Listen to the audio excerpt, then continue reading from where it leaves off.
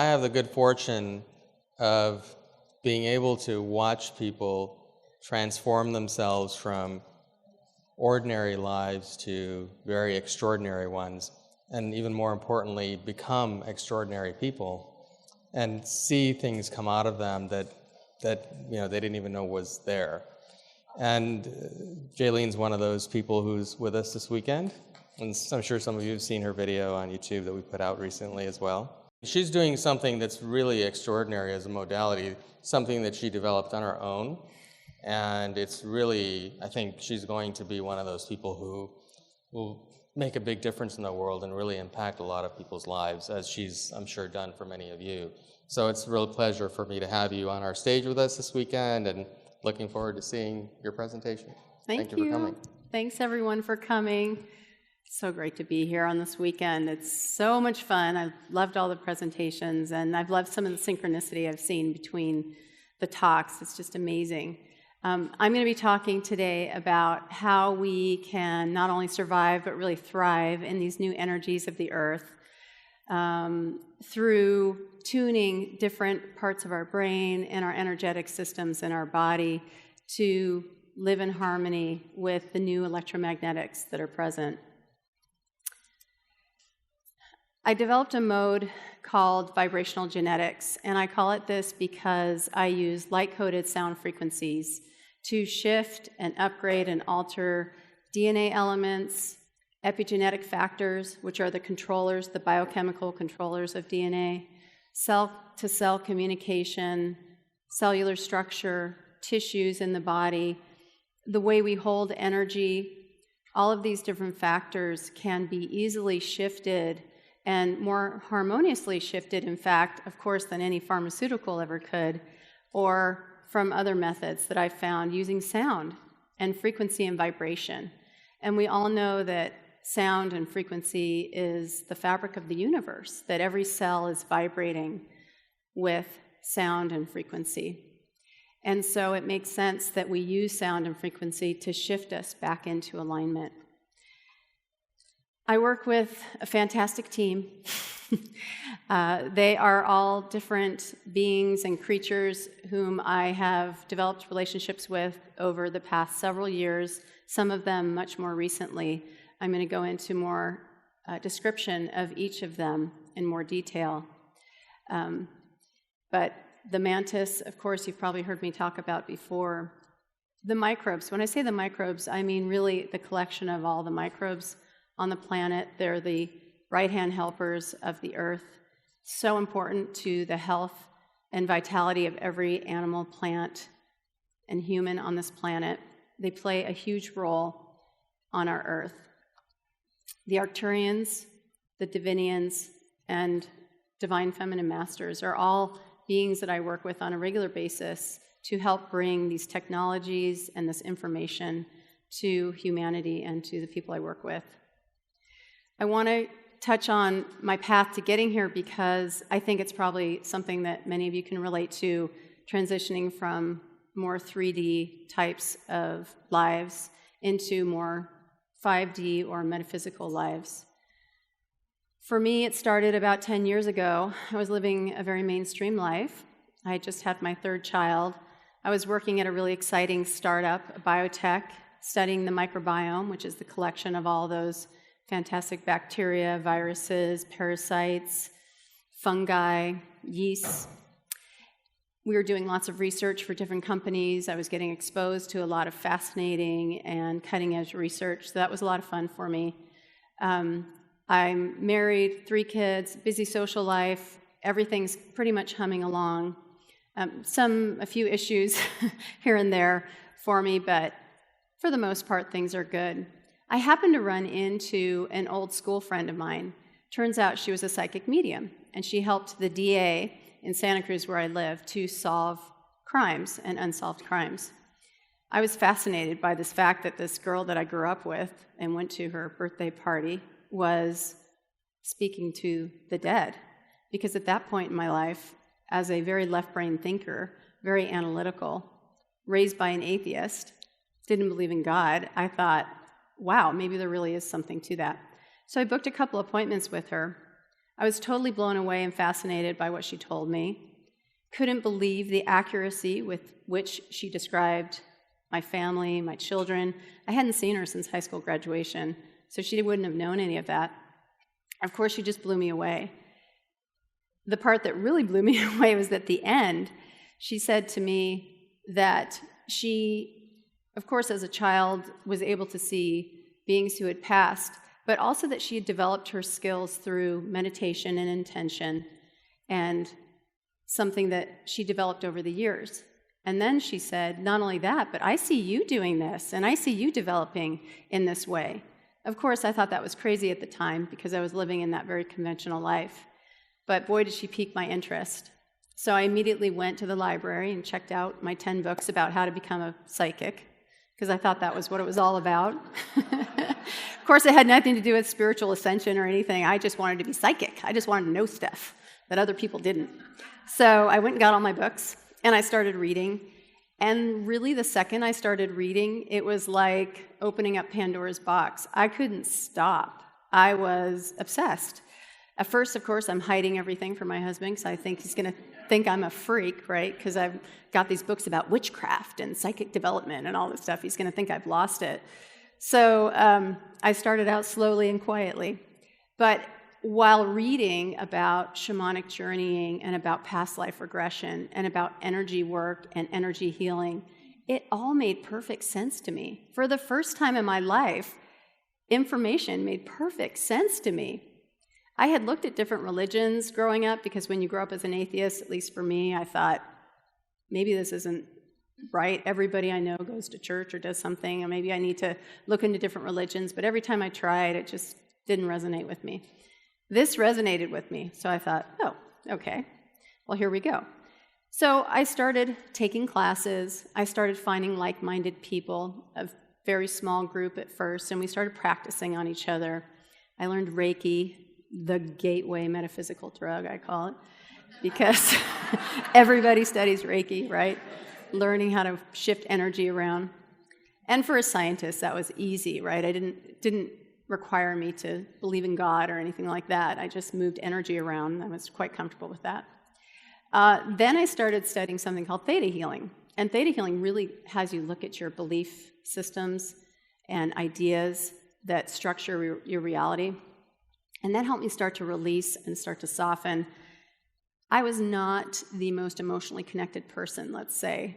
I had been raised by a person who was suffering from trauma, and I learned to shut down my emotions because I didn't want to be a bother. She was a single mom raising 4 kids. My dad had left at the age of 2. There was a lot of emotional trauma in my household. So I had learned to shut that all down. I was highly empathic, and it was really difficult for me to be around all that discordant energy all the time. Really stressed me out. So I just pushed it all down as far as I could. And then as a result, here I am as an adult married, and maybe not the best partner, doing a great job there. But through this study and opening up, and I found the Heart Math Institute, and I started doing heart connection and all of that. And then I started doing sessions for clients, and it was going pretty well, except I still hadn't really connected into the whole part of myself, because being 100% metaphysical for me just didn't feel comfortable, because I was so science-minded before. I felt like I had kind of completely flipped into something else that felt better, but it also didn't feel quite like me. I was fortunate during this time when it became very difficult to be in the corporate world because of my developing interests and emotional side. I was able to leave and spend time at home, so I was able to pursue more studies. So then I learned a modality called body talk, and body talk is much more grounded in science and used a lot of techniques and protocols that were very easy for me to grasp and rekindle all of the molecular biology experience that I'd had as a child or in college. I had a fantastic teacher, Dr. Laura Stuve, who is a PhD epigeneticist, and she also helped me rekindle all of this information that I had learned in college that I wasn't using in my metaphysical practice. And once I stepped into that practice, then it all came together for me.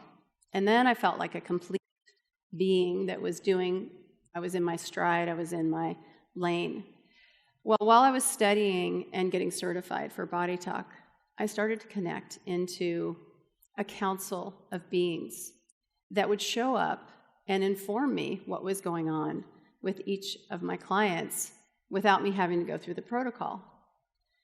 At first, I didn't trust it. I thought I was making it up first. But over time, and with repeated affirmation and validation, I began to trust it.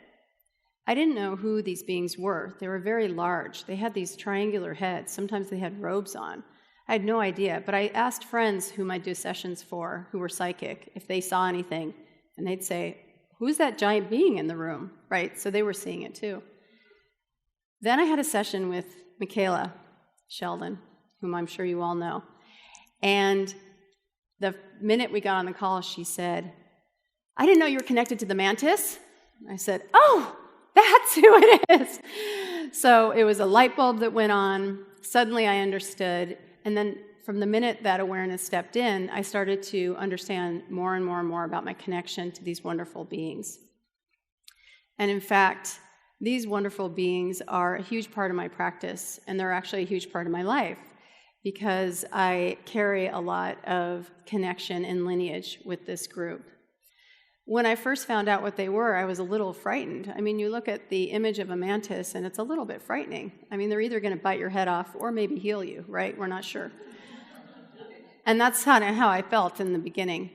But when I experienced the compassionate, loving, all-encompassing, pervasive feeling of love that I got from these beings, I started to really trust them and understand that they're here to help us. It turns out that they've been here for a long time, this particular group. They've been living in Earth's interdimensional fields and supporting Earth's ascension. They're here to support her energy. They're here to support humanity as well because we are on the Earth. I don't think that their primary purpose was to come here to support humanity, but because we are here and we're a part of Earth's ecosystem, as are the microbes, as are the plants and the animals. They caretake the whole system. They're genetic masters. It made perfect sense to me that I had always been so interested in DNA because these beings had been with me since the time that I was a little girl and had been sort of pushing me in those directions. And I have to say that almost every job I had in biotech landed in my lap in a way that almost I didn't even have to interview for it or search it out. And they were all related to DNA and genetics and understanding cutting-edge therapies. It all started to make sense to me once I understood who these beings were, and they've described their purpose here, which is to hold space for Gaia and to help teach us how to heal ourselves. It's not enough that you have somebody, that you have to go to a healer all the time, or that you have somebody that can heal you. It's really about you learning how to heal yourself through your connection to the earth and through your connection to your own wisdom and your own abilities. That's what they teach. They teach us how to use light and sound to bring it into our body, to start to harmonize and heal. And they're a fantastic group. There are different mantis out in the galaxy doing different things. I know some of you may have heard them as being involved in the hybridization program, which makes perfect sense because they are genetic masters and they've been working with the humanoid form for many, many millennia. But this particular group is really here for this distinct purpose, and this is the group that I frequently work with. The Arcturians. They're another group that I work with frequently. And the purpose for them coming into my practice was really to help show how the human body is processing and receiving energy and light. I think it was one of the presenters today talked about when we incarnate, we come in with a particular set of light and knowingness that we come in with. Some people call that the Arcturian gate. As we incarnate, we come in with a certain light imprint. The amount of light you hold determines where you are on your ascension path, how much awareness you have of where you are in your ascension path, how easy it is for you to magnetize experiences to help push that acceleration on. What the Arcturians have taught me is that it's not how much light we're holding, but it's how you're holding that light. It makes all the difference, because as we are on this path of reintegration of soul and ascension and moving and evolving, we start to interact with the energies around us in a very different way. Sometimes that feels great, and other times it doesn't. Sometimes we get out of sync. The light body, as we ascend, starts to move at a much higher vibrational rate as our consciousness expands. But the physical body doesn't catch up as quickly. And so we can feel pretty rotten in our physical body, or we can have chronic fatigue, or feel signs of stress, have a lowered immune system, when the two are out of sync, when the light body and the physical body are out of sync. And this happens pretty frequently and pretty easily, especially considering the new electromagnetics that are present on the Earth right now. So the Arcturians come in, and they'll definitely come in tonight when we do the transition at the end, transmission, to help bring balance, to help hybridize our physical DNA with our crystalline DNA, to bring those two into alignment energetically so that more of that crystalline, expansive information can infuse into the programming for your physical structure. We came here to be physical beings, and so our pathway into this evolution is through the physical body. And once we realize that the integration of the light and the ascension into the physical body helps us to move through this plane of reality with more comfort, then we begin to experience more joy in the way that we live here and more harmony. Moving on to the Divinians. This is a group that I started connecting with just last year. They started coming in because during my sessions, I was constantly taken into the brain. I was constantly taken into different brain centers, the master controllers of the hormone system, the pituitary, the hypothalamus, receiving signals from the amygdala about stress and fear. And more often, I was being taken directly into the pineal gland, which I'm going to talk about quite a bit tonight. They started to show me that the way our brains have been conditioned through the programming that we all receive as humans on this earth from time that we are very young children puts us into a habitual way of dealing with not only electromagnetic signals, but also our thoughts, our patterning of thinking, our beliefs.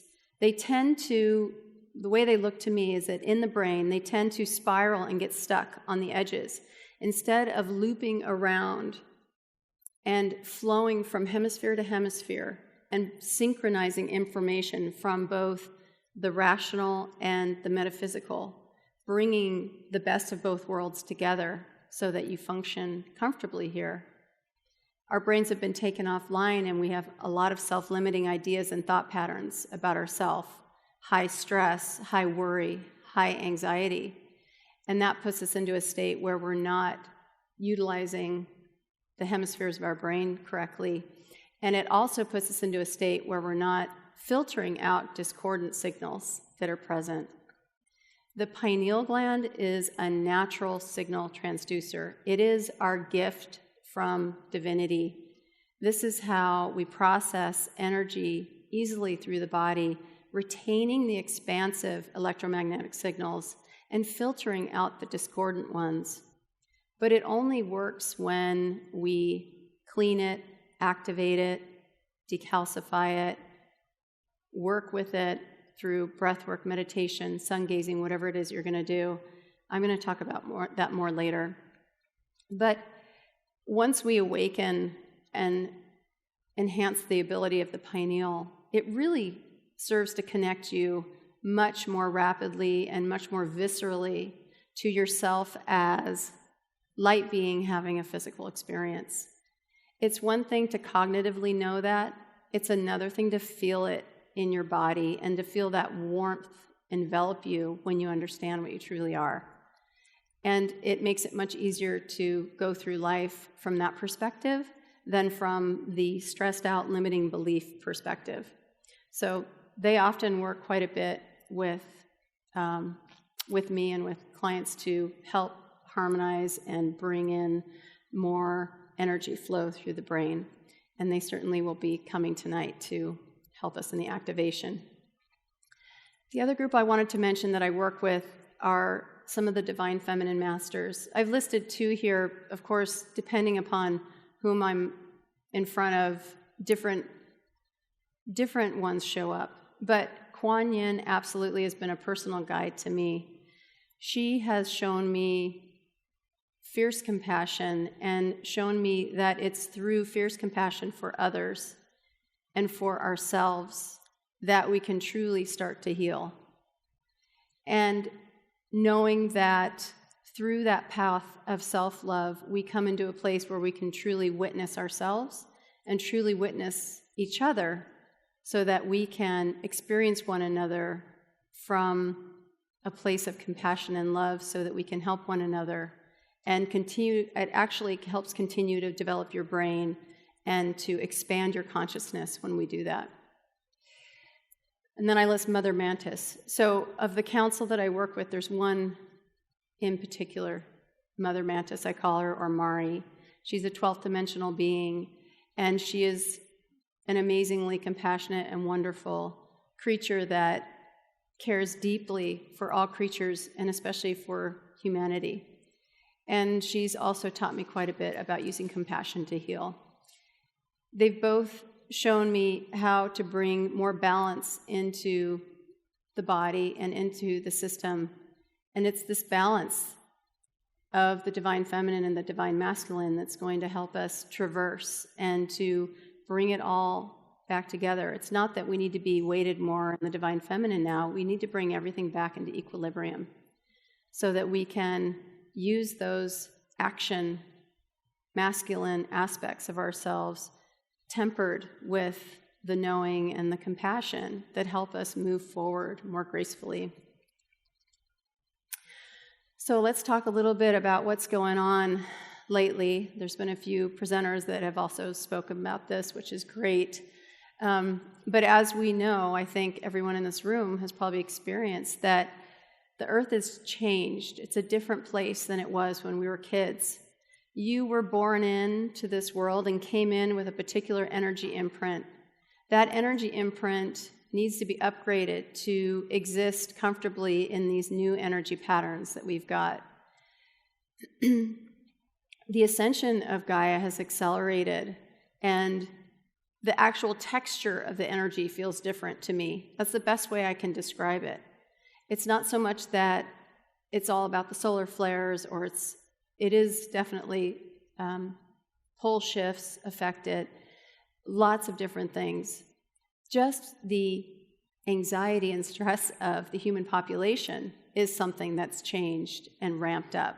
And we're all walking around in this electromagnetic soup and feeling all these energies of humanity. If you've heard of the Schumann resonance, the HeartMath Institute has put different probes or sensors around the globe. And you can see when there's spikes, and a lot of times these spikes correlate to mass public stressful events. And the tracking of those and the understanding of how it's affecting us thousands of miles away has everything to do with how well we feel and how stable we feel here. So we've got all these new electromagnetic signals, and one thing I often say is that they've made it non-optional to deal with your stuff because it's all percolating to the surface now. We're in this new time of rapid transition. We came here to experience this. We came here to participate in this transformational time. How we do that is up to us. How well it feels is up to us. Because it can be very expansive and accelerate our own ascension. But it can also cause stress, which can lead to disease, and mental illness especially. There's a lot of mental illness on the planet right now. People are going crazy, right? When we put up resistance to change, because change is upon us, change is always a constant in this world, but it is upon us now in a way that has never been present before. Change is here in such an obvious way, and it's inviting you to release your energetic density that you've got stored in your body, and inviting you to become a conscious observer of your reality so that you can start to detect these clues and these breadcrumbs that you left yourself to move forward. So a little bit more about stress and anxiety, and I know I keep talking about that, but it's because it's so prevalent right now. And certainly in my practice, it's one of the major items that come up with most people.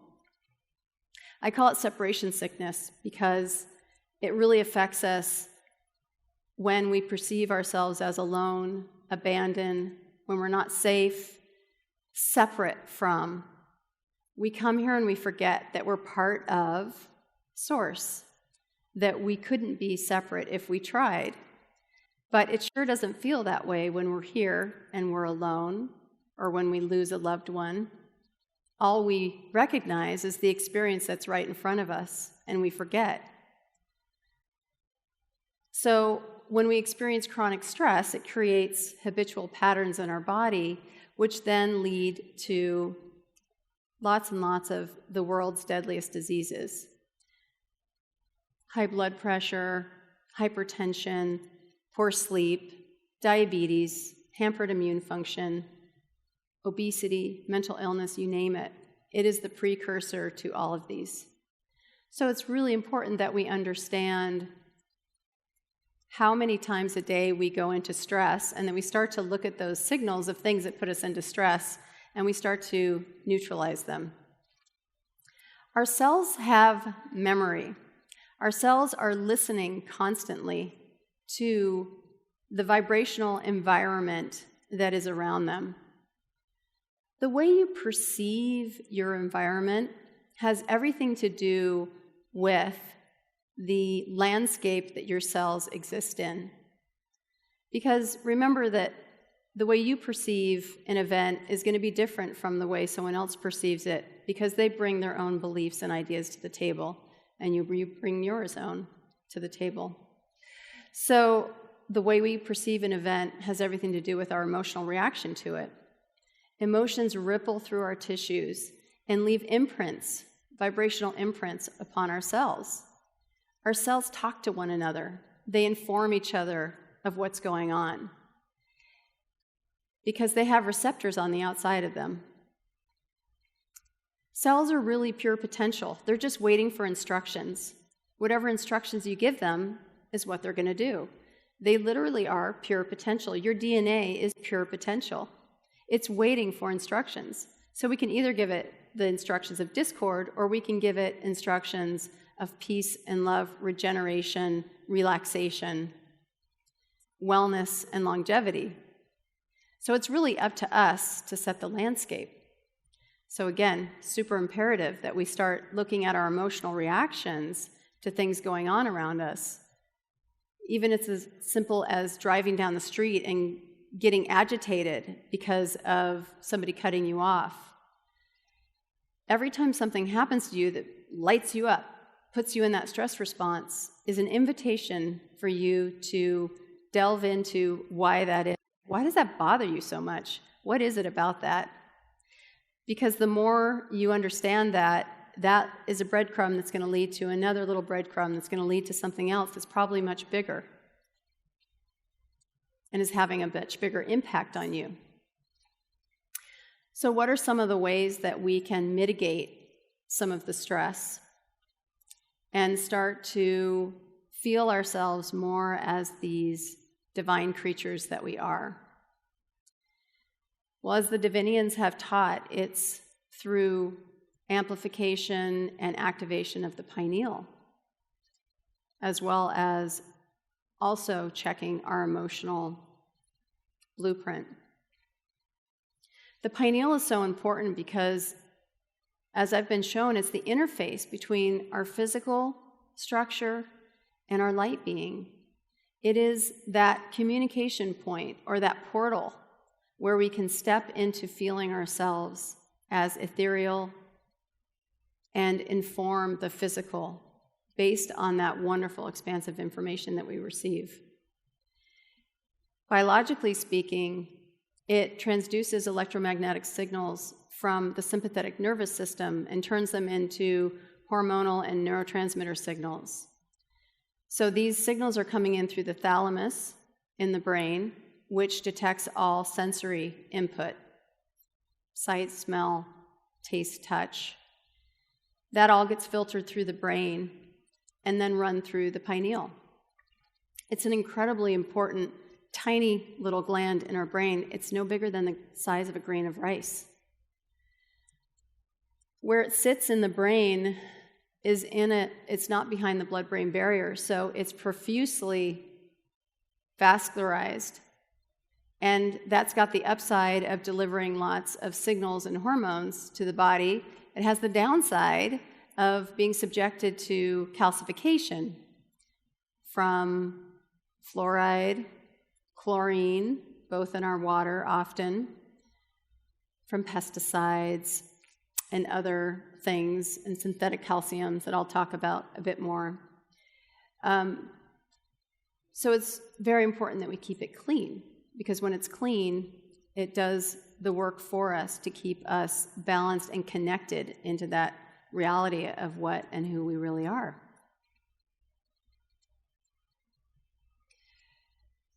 The pineal, for such a small, tiny little gland, has so many treasures. I say treasures of the pineal because it releases so many powerhouse antioxidant hormones and neurotransmitters. Melatonin is probably the most commonly known that's secreted from the pineal hormone. It's an antioxidant. It's really called the superhormone. It's a free radical scavenger. It's immunoregulatory, meaning it helps control our immune system. It's oncostatic. Recent research has shown that it helps prevent cancer. It induces cognitive enhancement, meaning it helps your brain function better. Remember what I said, that our brains are plastic and that they can continue to evolve and to grow and to develop? Neurobiologists have discovered this now. They once thought that the brain started shutting down after the age of 50 and that new neural tracks didn't get laid down. We know that's false now. We also know that through connection, community connection, connection into your heart and your compassion, connection to the earth, connection to each other, through activation and stimulation, that the brain keeps on growing and keeps on developing. So melatonin is a key part of that. Serotonin is the feel-good neurotransmitter that also comes out of the pineal and is converted into many other different subconstituents. Beta-carbolines are very interesting because they actually inhibit the breakdown of dimethyltryptamine, DMT, which we know as the spirit molecule. Many of you probably heard about this. It's a derivative of what is used in ayahuasca or psilocybin or mushrooms. So it's called the spirit molecule because it helps people to connect into themselves as spirit, to connect into their own divinity. And the neat thing about beta-carbolines are that they prevent the breakdown of DMT. So when we stimulate the pineal, we give ourselves the tool to stay connected.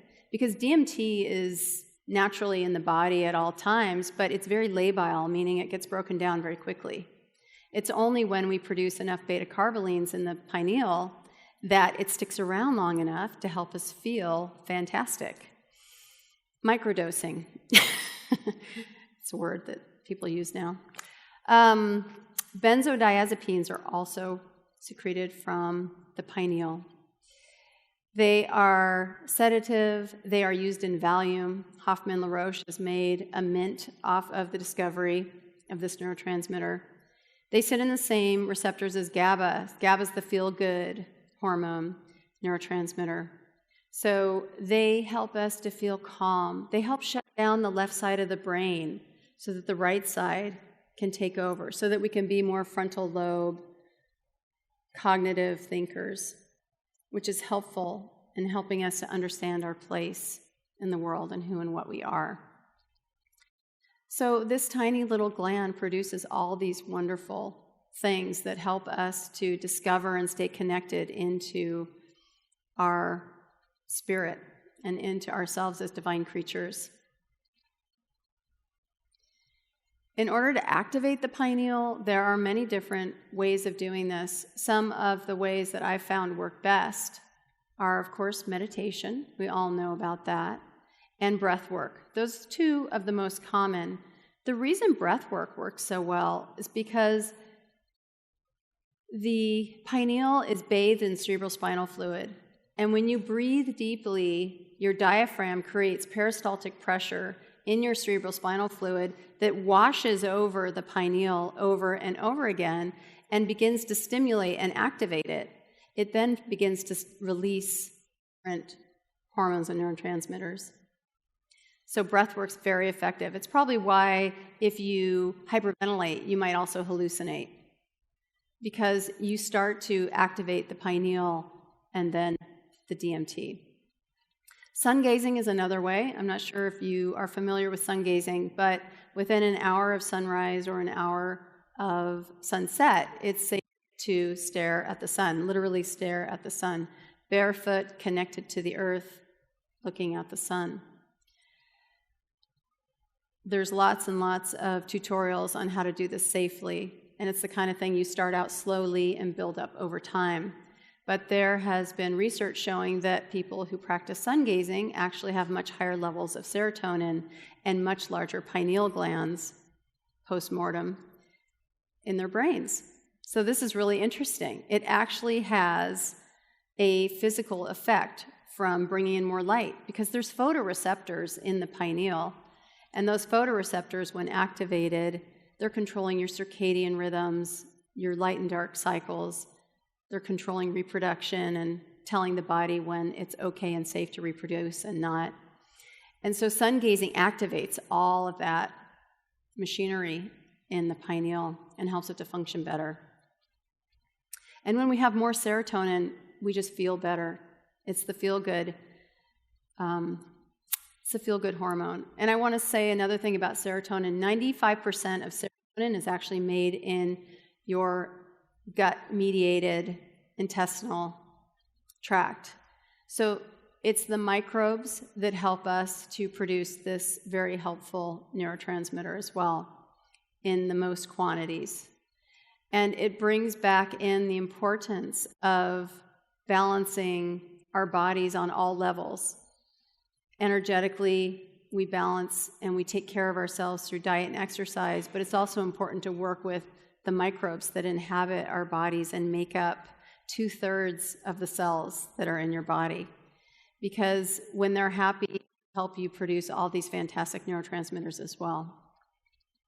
So we want to eat a healthy, high vibrational diet, which means organic foods that don't have pesticides on them that cause the calcification. They're easier to process for the body. The microbiome likes them. The microbiome's happy. It produces the happy hormones for you. And we want to keep it decalcified also through diet and supplementation when necessary. So here's a picture of a calcified pineal, sorry for the gore, on the left. And you can see that this is very typical in an adult, that after years of drinking fluorinated water, chlorinated water, synthetic calcium, preservatives that are put in packaged foods, fluoride toothpaste, it's very easy to end up with a very calcified pineal. So there's different ways that we can decalcify it more rapidly than just through stimulation. Iodine, it turns out, iodine supplement is a very, very effective way. You have to be careful with the source of the iodine. You want to make sure you get a plant-based iodine and use drops, and you use it as prescribed, and make sure it doesn't contraindicate with anything else you're taking. But it's a very effective heavy metal chelator and cleans up the pineal very effectively. Chlorella, spirulina, wheatgrass, cilantro, those are also good heavy metal chelators and can get across the blood-brain barrier. Apple cider vinegar is okay to use for short periods of time, but long-term is not recommended because it's not a favorite of the microbiome. So vinegars in general, I have found that the microbiome really is not in favor of. It doesn't help them maintain the right pH balance in the body or function optimally. So I would say use that if you must for a shorter period of time. Really important to use and drink good water. Get a good water filter. Make sure you're not drinking tap water, because even if it's not fluorinated, it's going to have chlorine in it. Easy water before.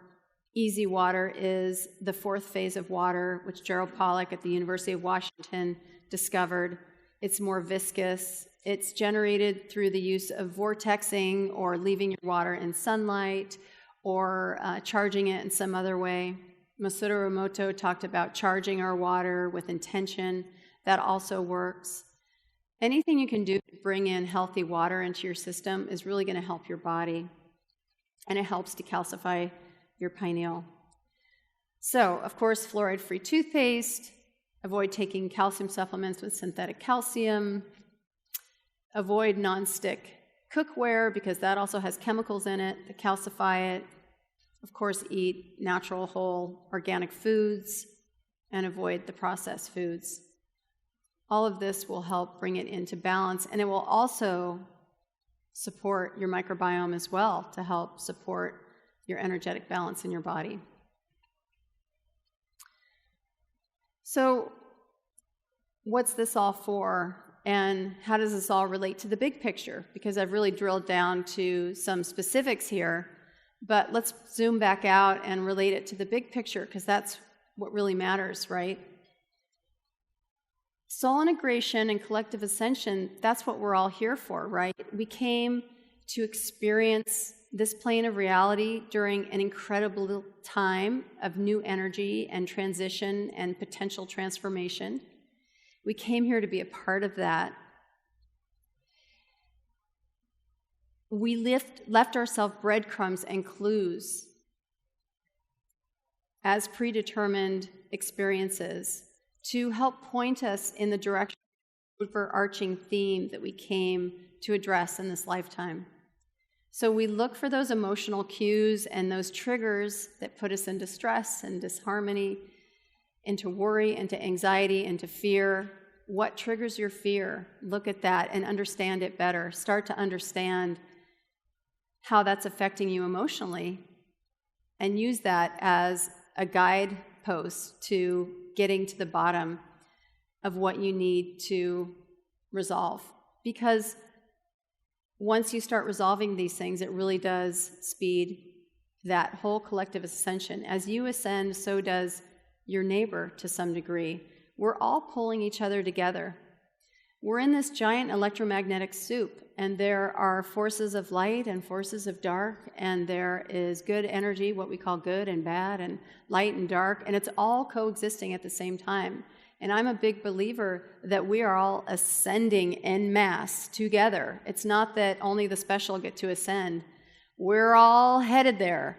And so I know we talk about entity attachments sometimes and different things like that, and yes, that is valid, but looking at the big picture is really important, and understanding that there's no being that isn't going to eventually reintegrate and make it into reconnection, into oneness, and understanding the truth of what they are. We're all going to get there. It's going to take some longer than others, but we're all going to get there. And so the more we step into the present moment and really experience the amazing transformation that's happening here and start to see where we fit into the puzzle and start to understand our emotional responses as guideposts to what we need to work on to help keep us moving down that river of reconnection, then we can start to observe our own struggles and learn from them and grow. We can also observe the struggles of others closest to us and be grateful that we get to witness and compassionately care for that person because they're taking one for the team. Every time you're with a friend, and you might have a friend that has struggle after struggle after struggle, and just realize that she's taking one for the team. She's a reflective mirror for you to understand what might actually be up in your field as well and ready for release and reintegration. But she's taking it for you, and you get to observe, and don't shy away from it. Step into it. Compassionately care for her so that you can learn from that experience and also release something that wants to be released in you, because the reason that you're manifesting the presence of that in your life is so that you can more gently release something that wants to be released in you too. So this is why compassion is so important, because without compassion, we don't step into these situations with each other. Without compassion, we can't really experience one another in our truth. It's only when we experience each other in our truth that we truly can experience what it's like to be reintegrated into oneness. And that's what we came for. We came to traverse separation and go back into oneness. And we just thought it would be a fun thing to do, I guess, over and over again.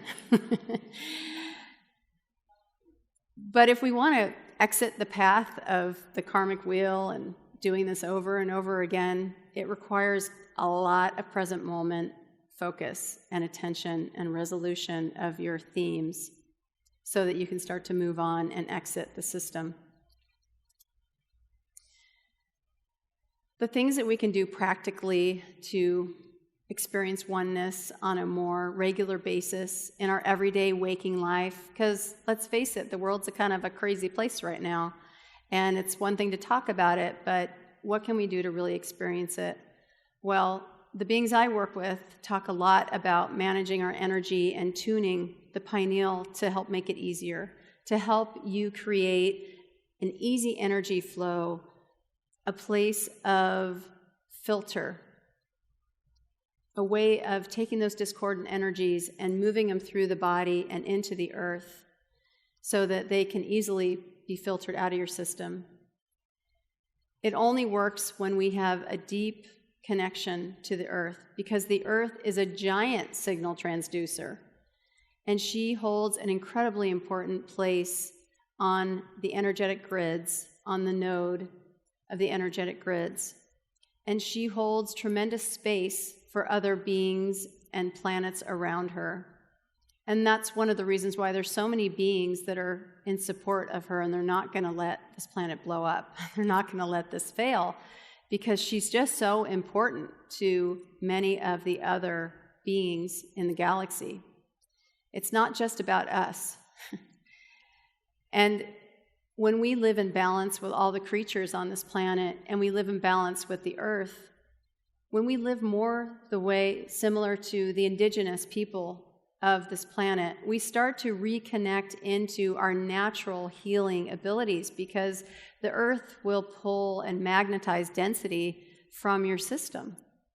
So in combination with universal energies flowing through the body, all these electromagnetic signals, when they're discordant, let the earth pull it through you. And we're going to be doing that tonight in the activation. I want to show you how to do that, how to make that easy, and that's something that you should bring into your daily practice, connecting into the earth, relieving yourself of those discordant energies so that they don't become entrenched into your tissues, because that's what they do. When we experience the discordant energies, like I said, the cells pick up on that, they have memory, it gets embedded in our tissues over the long term, and then that's when we start manifesting disease and disharmony. So we're called to the table now to be very present moment focused, very aware and conscious observers of our reality, so that we can fully partake in this process that's happening right now and fully understand what it is that needs to be connected to and released, so that we can start to release these patterns of discord that have followed us through time and remanifest themselves through time and space from different concurrent lifetimes, from this lifetime, you name it. They're coming in from all over the place right now to be released. And you signed up to be the one to take care of it. And sometimes not just for you, sometimes it's for your whole soul family that you're connected to. So it's big work, but we all signed up for it, and I believe that we're all up for it. Lastly, the opportunity is also here to balance the divine feminine and masculine of humanity, and it starts with each one of us. So bringing in more of that compassionate blueprint into our lives and balancing all of the creation of the feminine with the implementation of the masculine and bringing it all together and consciously observing what's happening so that we feel more like we're the masters of our lives and not the victims of these energies and what's going on the planet right now. And that we can start to do it with more joy and have fun while we're here. I mean, right? Let's have some fun. Doesn't have to be all dreary, right? Thank you. That's it. So I'd like to do an activation now. I'm going to take you through a meditation. So I'm going to get a chair and put it over here and have a seat. And then I'd love for everyone to participate.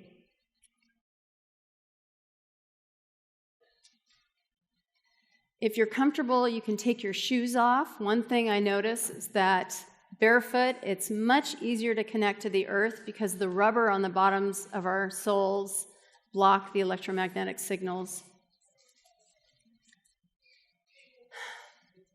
So as much time as you can spend outside barefoot in the sunshine if it's available. Soaking up that wonderful energy from the earth. Harmonizing your own energy fields.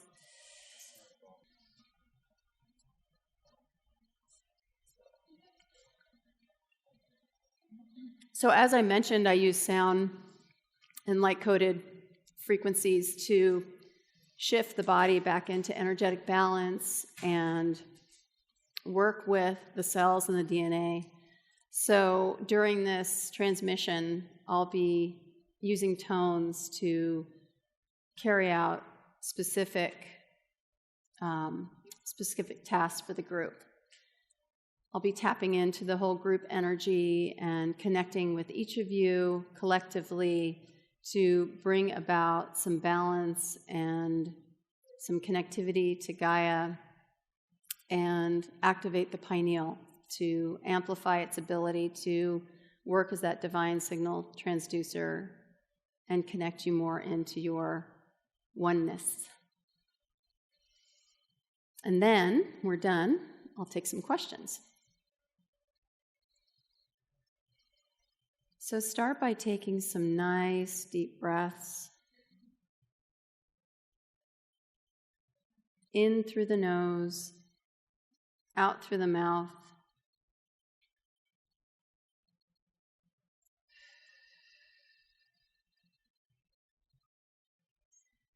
And just feel your body start to awaken as you breathe. Just feel your cells come to attention as they focus in on the present moment.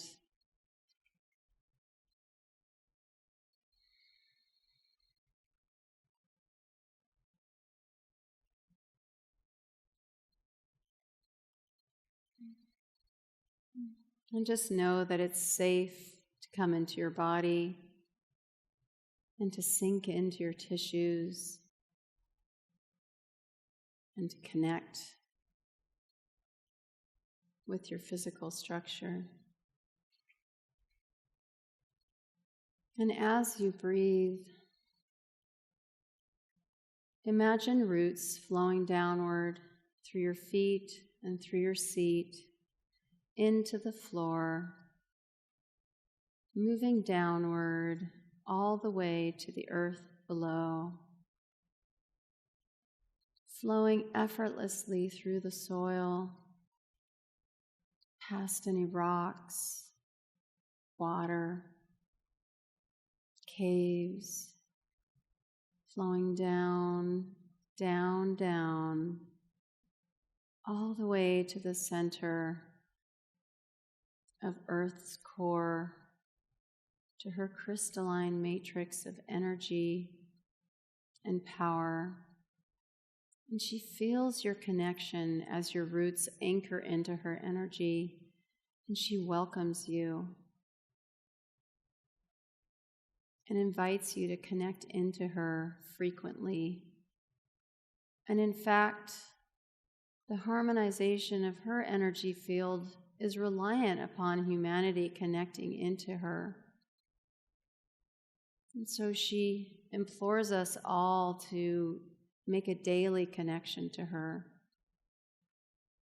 Send her energy, send her love. And she opens up a two-way stream of connection and energy flow between her core and our body. And through this connection, she sends up healing energy and allows us to release any density that is ready to be released today in this activation as we continue. She cradles you in her energy and anchors you, gives you a foundation. For those of you who have many intergalactic connections, the connection to Earth makes it easier for you to exist here and to experience this plane of reality more comfortably. Because you chose to come here to be human and to be a physical being and to experience this density. But it's difficult when we're not from here or haven't spent many lifetimes here. It can feel uncomfortable or out of place to be here. But when we connect to Gaia, we harmonize those energies around us and help them flow through us more easily. She is an amazing signal transducer, an amazing absorber of density, an emitter of incredibly expansive electromagnetic signals.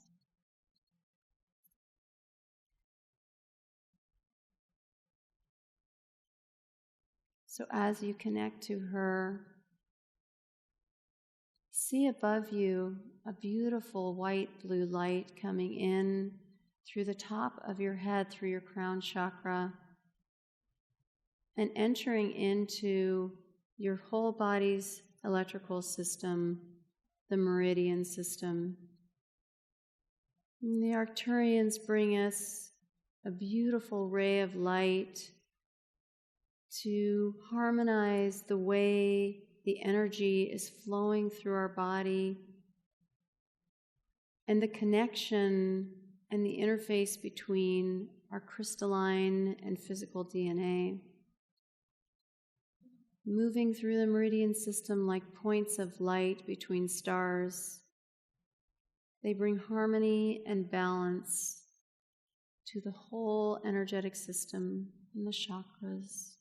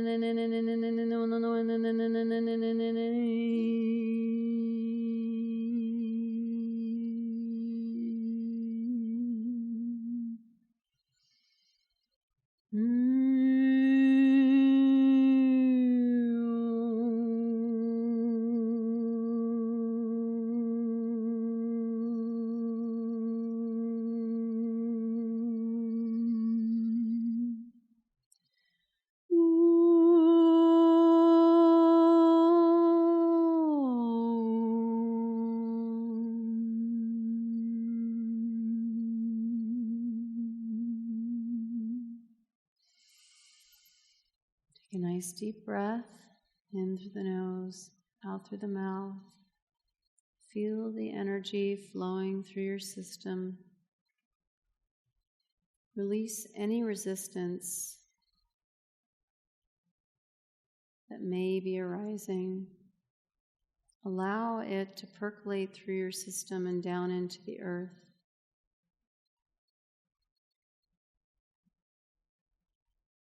Now bring your attention to the center of your brain,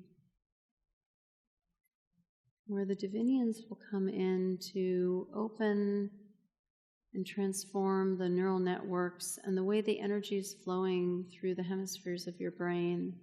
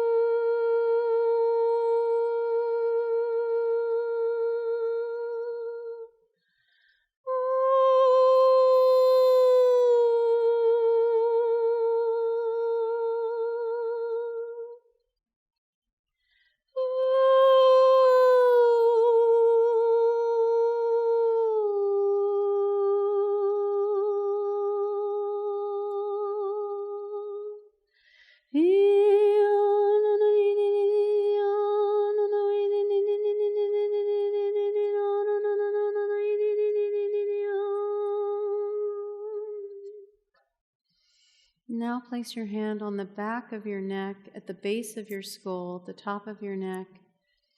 And this is an area where many of discordant past life memories of fear get stored and spike different neurotransmitters such as norepinephrine that create patterns of stress in our body.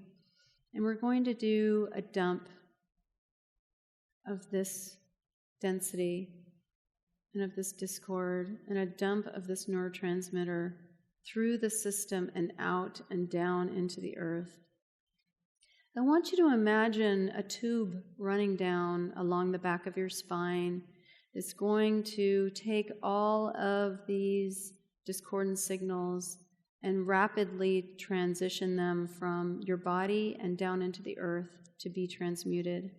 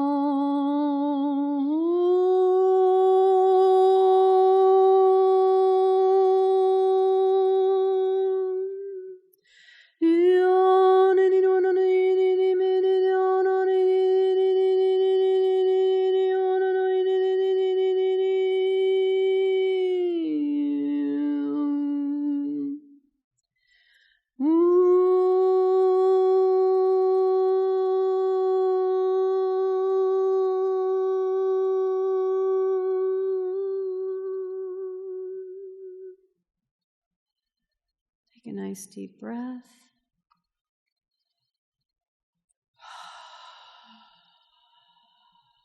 Take another one. Nice audible sigh out. Just release that energy out of the body. Let the tissues relax. They no longer need to hold on to those imprints of emotion. We release them from their duty. And now we're going to move into a balancing of your microbiome, because we need to complete the balancing of the body and harmonize all of the brains of our body. The brain in our head, the brain in our heart, and the brain in our gut.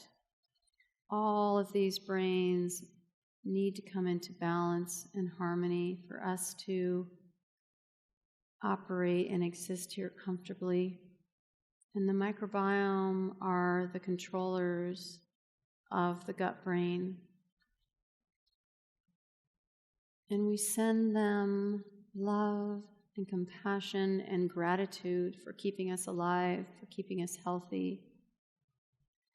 And while I make the tones, please place your hands on your belly and send gratitude to your microbiome.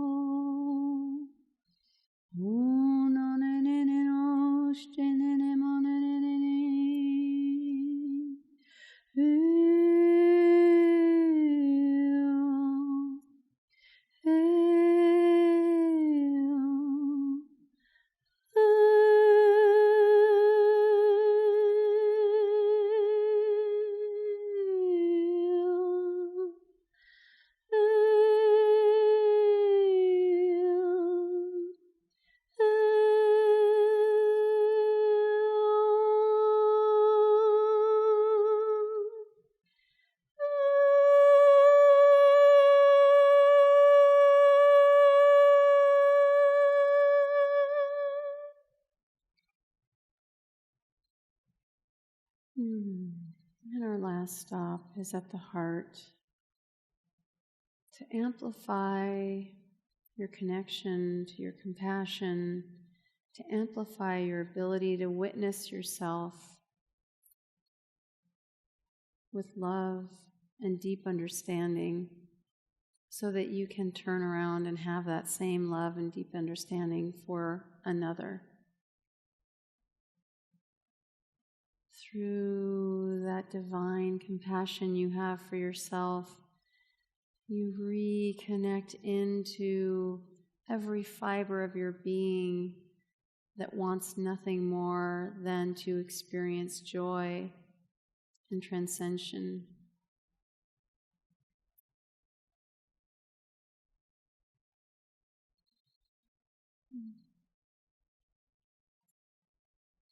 Step into your divinity, step into your ability to create as a divine creature with love and compassion and beauty and grace. Hey,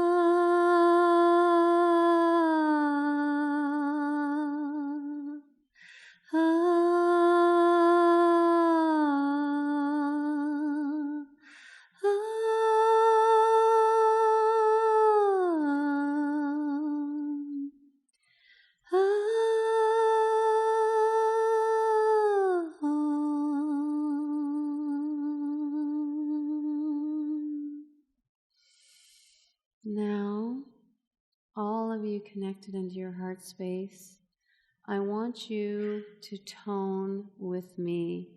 We are going to make the sound of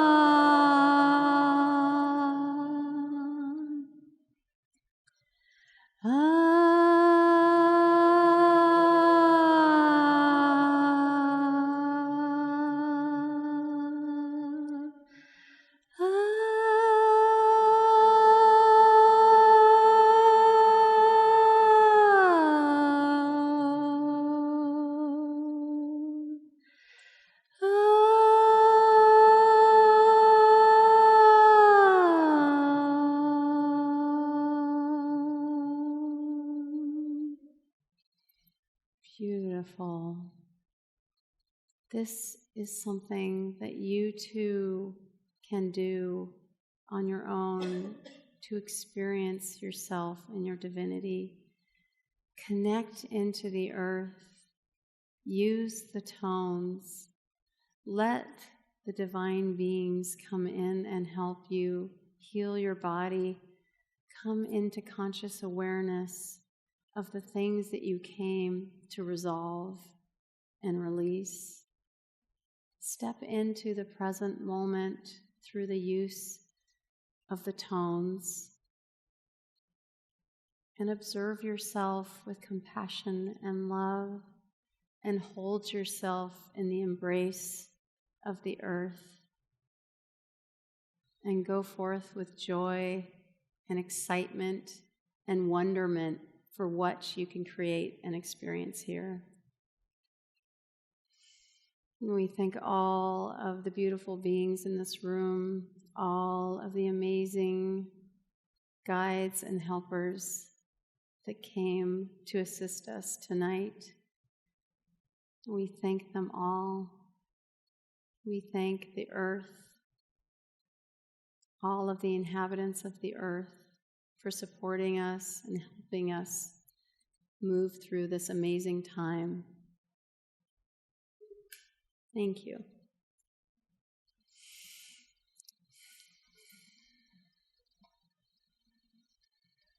And just start to come back in and bring your awareness back to the room when you're ready. That was really cool. I've never done that with a group. That felt awesome. Thank you so much, everybody, for doing that with me. That was really fun for me. Does anyone have any questions about any of the information? Okay, if anyone has any questions, you can step up to the mic, please. Hello. Hello. You say you work with these beings, but do you also kind of channel them? Do they speak with you? Do they communicate? Yeah, absolutely. Oftentimes there is a message for each person I work with that comes through. Sometimes it depends upon where they resonate most strongly and who comes through. But oftentimes there is a message from Earth or from the Mantis or the Arcturians or the Divinians. It really can be any of them. And they speak as a collective as well, all of them together. So, yes. Hi. Hi. How can we find our tones? Like, to practice every day, can we find the tones that we need, or can we ask for them? You mean so that you can hear them as well? Yeah. Yes. Personally, each one of us? Yeah, absolutely. So the way that it came in for me was through this regular connection into the earth and connecting into the Mantis that showed me that working with DNA and shifting DNA happens so much more easily with vibrational tones. So that's where it came in first for me. It might come in intergalactically for you from a different source, because obviously the Arcturians and the Divinians work with the tones as well. The tones are the currency, the frequency of the earth and of our energetic systems. So they can come in from a number of different places. It really depends on where you resonate and what you connect with easily. So through meditation, I would just ask for tones for healing to come in. And I get them telepathically. I don't actually hear them in my ear, but my brain is used to it now. I can tell when they want me to go up an octave or down, or move the tone or the frequency in one direction or the other. And that just came over time from doing them. But when you use tones in meditation, it really helps to heighten and to activate the pineal and bring you into a higher state of consciousness very rapidly, much more rapidly, I found, than sitting in quiet meditation without using them. It really does accelerate things. Thank you. Any other questions? No? All right, thank you so much. Oh, you have a question? Okay.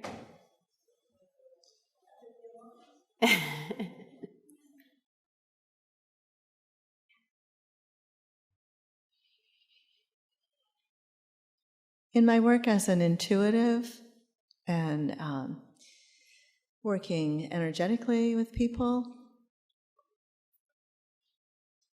when people relax, sometimes I feel like something has opened up through them, and these points right here on either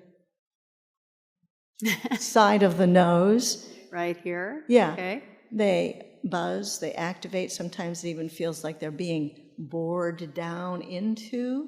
Interesting. I get the read in me for what they're doing. Is that something you have a sense of what those points are, or? No, for me, when I'm starting to receive information or when I step into someone's energy field, my forehead buzzes. So I think we all have our own way of receiving information. There might be a couple portals on you right here. I mean, we all have our own way, right, of connecting. And so maybe that's a portal of information for you. This is how you receive things. That's what I would guess, because for me, it's always my forehead. This is why I can never get Botox, unfortunately. No, I'm kidding. Because my forehead is a big part of how I feel. Yeah. So 2 nostrils, 2 portals. Okay. Uh-huh. Exactly. 2 openings. Hi. I think so. So that they can hear you on the recording. Thank you. In your notes you had about sun gazing, I been practicing it, not really knowing what I was doing, but I get up early in the morning to meditate, and I usually like to do a sunset meditation as well. And I have this little spot that I go to that I'm by myself and nobody sees me, so I'm doing my own thing, and I tune into the sun through the trees, and so it's not right into my eyes, like just sun.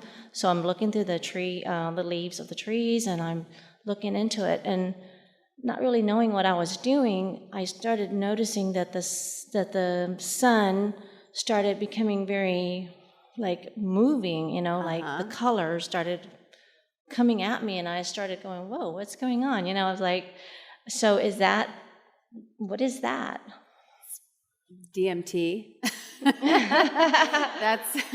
That's you activating your pineal and releasing DMT and those beta carbolines that keep it from getting broken down, and you're having, that you're perceiving. So there's a whole reality around us that we can't see and perceive most of the time because we're not tuned to it. Mm-hmm. But what if we were tuned to it? We would see things very differently. We would see all kinds of energies and things around us that we don't normally detect. When you add a special chemical into your brain, then suddenly you're able to start detecting those things. So that's most likely what's happening.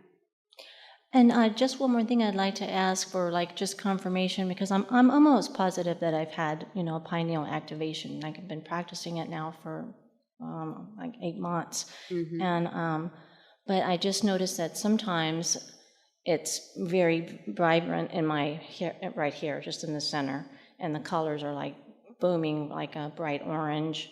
I mean, I'm not looking at the sun at this point. I can be in my bedroom or wherever.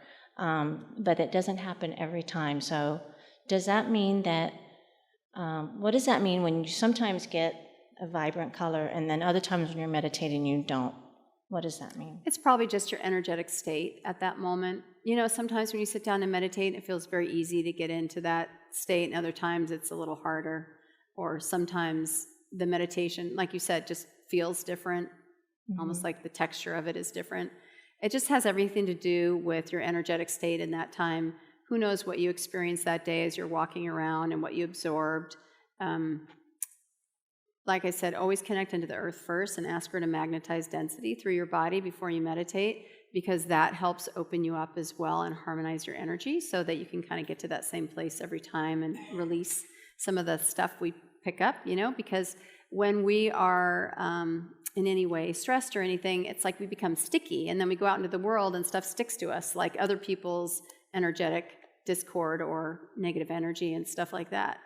So who knows what you experienced that day, and then when you tried to meditate, it just feels a little different, or you might feel that you didn't get as deep because it probably just has to do with your energy signature at that moment, which is constantly changing. Well, sometimes in your meditation, will you sometimes have, when you experience your hands moving just for no apparent reason? Oh, absolutely. Okay. Absolutely. My hands, my body, my head, yeah. I'm a big swayer. I'm always, the second I tap into the earth, I start moving. So I'm very sensitive to energy in that way. And okay. Thank you. Thank you. On the subject of sun gazing, couple of controversial issues about this. First of all, there are those that assert that someone who's in control of their consciousness and in the right state of mind can sun gaze at solar noon, and not just during the first hour of sunrise and sunset, but any time of day, including solar noon, and not suffer damage to their eyes. And on the flip side of this, there's also the collective consciousness placebo effect factor, whereby even though it's supposed to be safe to sun gaze, first hour sunrise, last hour sunset. The problem is much of society has been led to believe that doing so is harmful. Take it from me. I'm a sun gazer who's got an ophthalmologist for a mother, and she bitches at me all the time about it. And I'm thinking, and I've told her, well, if you keep bitching at me about this, you're going to cause damage to my eyes, just like the mother who worries about her kids getting sick every winter, gives her kids the flu every winter. That's, well, she thinks I'm crazy for believing that too, but that's possibly how the law of attraction, reflection works, right? So, okay, so safe to do at any time of day if you're in control of your consciousness, and the placebo effect from a collective conscious standpoint causing damage to people to sun gaze. Okay, well, first of all, I'd say that there are always people that are going to operate on the extremes of everything.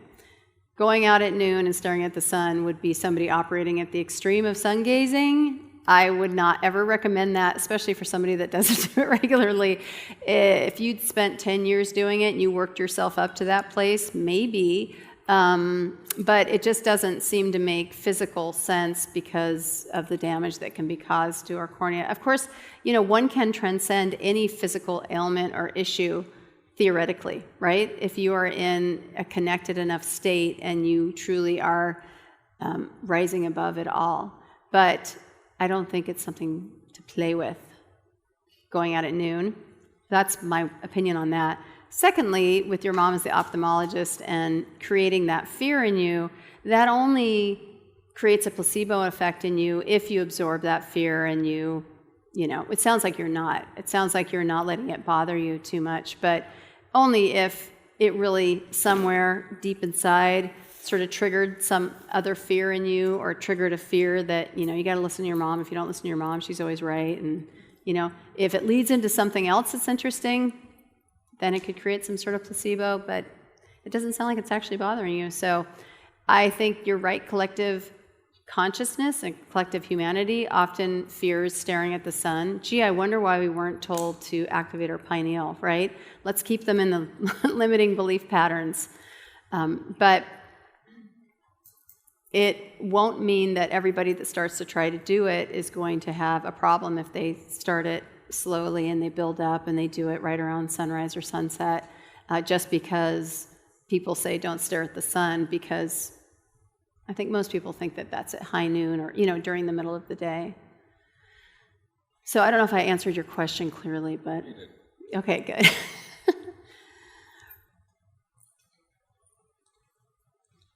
Hello.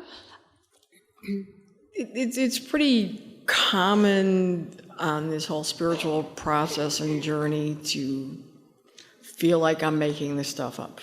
Like you said that yourself, I'm sure everybody in this room at one point or another has thought that. I'm always curious on somebody's individual journey. When you were first aware of working with a collective, what was that experience like for you? I mean, when did you go from meditating, being in your own process, to that first, wow, something's coming in?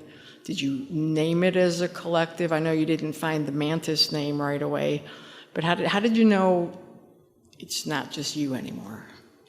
Well, it happened really slowly, actually, because I was on this, multi-year learning curve, and I had a lot to learn. And so it actually started first in meditation for me with automatic writing and through channeling that way.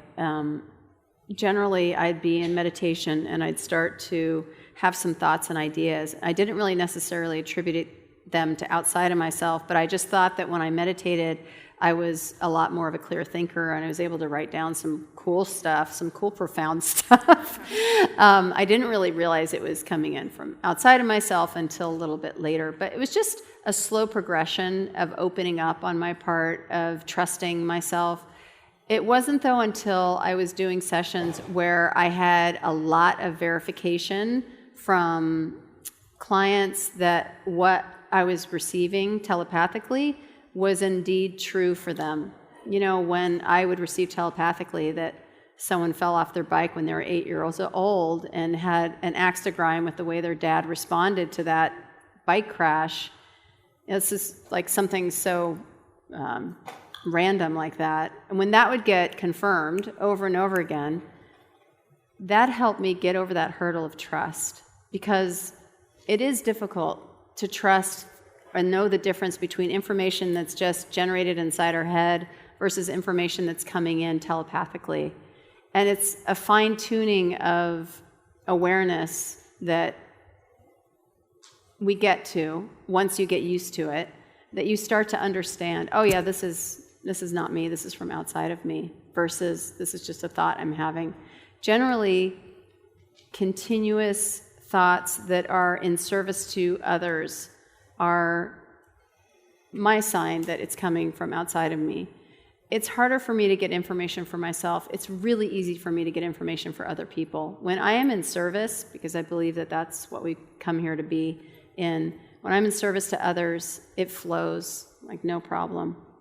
If I'm trying to help myself, then it's it's a little dicier. Hi there. Hi. So you said witness yourself with love and deep understanding, and that really struck a chord. And I'm wondering if you just have any words, any advice, any thought on that, maybe specifically how to practice or embrace that, the kind of the observant witness. Being the observer, the conscious observer. You really need to step into the present moment out of habit. You need to create a habit of being very present moment focused, meaning you need to bring your awareness right here, right now, and not be thinking about the past, which you can't change, and not be thinking about the future, which doesn't exist yet, except through the potentials that you're creating, through the energy you're spending on thinking about something. So it's only through 100% 0 point present moment focus that you can really create and consciously observe yourself. It's not always easy to do, because it's very easy to get wrapped up into an emotional reaction to things in our life, especially those overarching theme components that really trigger us and cause us to react strongly to a certain situation. Sometimes we have an emotional response and we don't even know why. And it's hard to deduce why sometimes, because it just hits you so viscerally. So those are those moments when we have to stop and breathe and collect ourselves and step into the present moment and stop thinking about how this situation is just like this other situation that really ended badly and, is creating fear in your system. And just look at what's happening right in front of you. And then this is why I say with love and compassion, because we have to be really patient with ourselves. Because I don't know about you, but it took me a long time to get it. I don't always get it. I was so emotionally detached that I would be having reactions all over the place, super defensive, and I had no idea why. It was always somebody else's fault. It wasn't my fault. It took me a long time to stop doing that. And so you have to be patient with yourself and compassionate, because it's a process. And it takes time. And it's a habit, just like anything. It's just a new way for your brain to respond to emotions. It's a new way for you to start to observe yourself. But it can be done, and it's really everything. Once we observe ourselves from that conscious viewpoint, from the present moment, then we start to really become powerful. Thank you. Hope that helps. Yeah, thank you. Hello. Hey, just a fun little trick on what she was just saying. Because language, we use the first person when we think about ourselves. Sometimes just calling ourselves by our name instead of saying I all the time can make a big difference. Zane, what are you doing? Why are you doing that? To get yourself into the present moment. And to get yourself into the self-observation. Yeah. That discernment, to be able to differentiate yourself from yourself. Yeah. That might help. When we're angry, it's tough, right? When we're in the middle of something, it's tough to be the big person who's observing yourself consciously. But later on, you can go back and think about it, and you can get grounded and present and do a meditation and process it so that the next time it doesn't have that effect on you. This is why we need a lot of patience and compassion with ourselves, because we're reacting all over the place, and that's okay. Remember, it's just a light shining on something you came to resolve. So just use those reactions as signposts to what you came here to work out, and have patience with yourself. And then later on, go back and look at it and dig into it and understand what it was and where it came from. And then the next time it happens, I bet you won't respond the same way. It'll be easier for you. And then do it again, and then do it again, and then do it again, as many times as it takes. All right, thank you so much, everyone, for coming. Really appreciate it.